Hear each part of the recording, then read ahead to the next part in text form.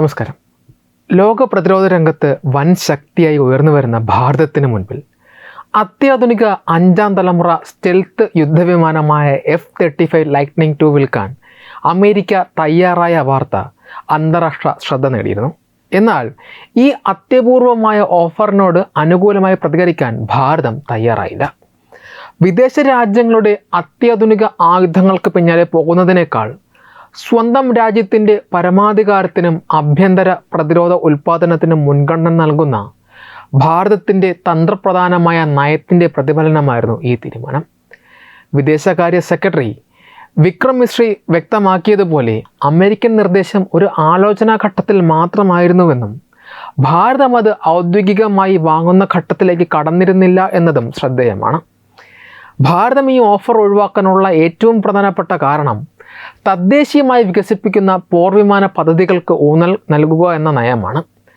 ആത്മനിർഭർ ഭാരത് ആശയത്തിൻ്റെ ഭാഗമായി തദ്ദേശീയ വ്യോമസേനാ ശേഷി വർദ്ധിപ്പിക്കാനാണ് ഭാരതം പരിശ്രമിക്കുന്നത്.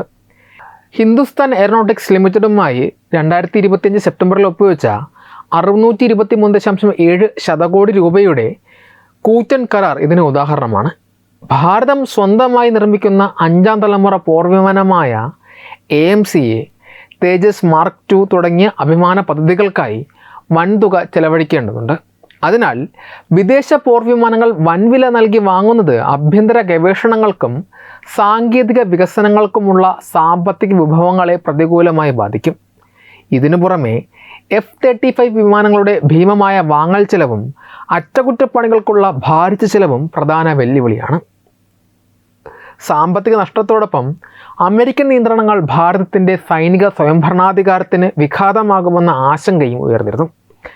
F-35 വിമാനങ്ങളുടെ സോഫ്റ്റ്വെയർ സ്രോതസ്സുകളിലും ഡാറ്റ പങ്കുവയ്ക്കൽ സംവിധാനങ്ങളിലും അമേരിക്ക ഏർപ്പെടുത്തുന്ന കടുത്ത നിബന്ധനകൾ ഇന്ത്യയുടെ സ്വതന്ത്രമായ സൈനിക ഉപയോഗത്തെ ബാധിച്ചേക്കാം.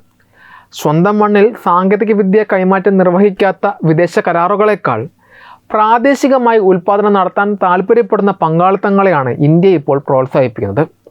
ചുരുക്കത്തിൽ കേവലം വിദേശ പോർവിമാനങ്ങൾ ഇറക്കുമതി ചെയ്ത് താൽക്കാലിക നേട്ടങ്ങൾ കൊയ്യുന്ന പഴയ ശൈലി ഭാരതം എന്നേ ഉപേക്ഷിച്ചിരിക്കുന്നു. അടുത്ത ദശകത്തിൽ സൈനിക ആയുധവൽക്കരണത്തിനായി $200 ബില്യൺ ചെലവഴിക്കാൻ പദ്ധതിയുള്ള ഭാരതം ആ തുക സ്വന്തം പ്രതിരോധ വ്യവസായത്തെ ശക്തിപ്പെടുത്താനും ആഭ്യന്തര നിർമ്മാണ മേഖല ഉണർത്താനും ഉപയോഗിക്കാനാണ് താൽപ്പര്യപ്പെടുന്നത്.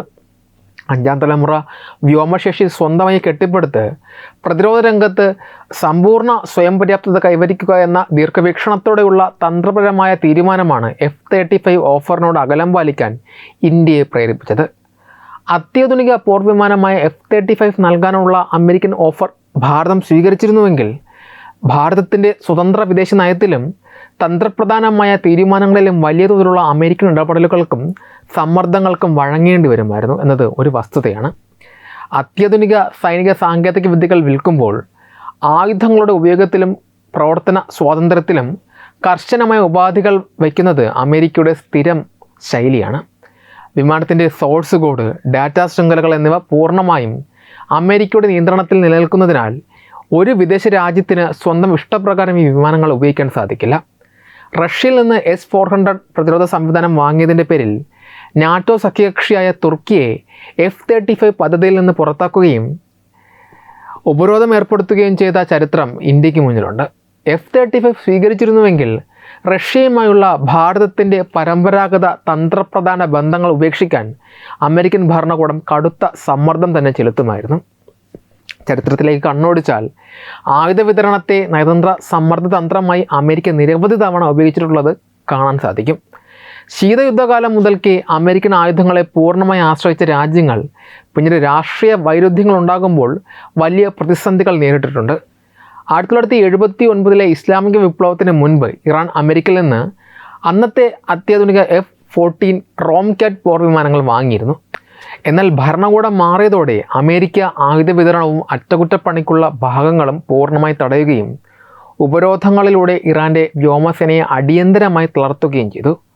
സമാനമായി പാകിസ്ഥാനുമായി വിവിധ ഘട്ടങ്ങളിൽ തർക്കങ്ങൾ ഉയർന്നപ്പോൾ F-16 വിമാനങ്ങൾ കൈമാറുന്നത് തടഞ്ഞുവെച്ചും നൽകിയ വിമാനങ്ങളുടെ ഉപയോഗത്തിൽ അതിരൂക്ഷമായ നിബന്ധനകൾ ഏർപ്പെടുത്തിയും അമേരിക്ക തങ്ങളുടെ മേധാവിത്വം വ്യക്തമാക്കിയിട്ടുണ്ട്.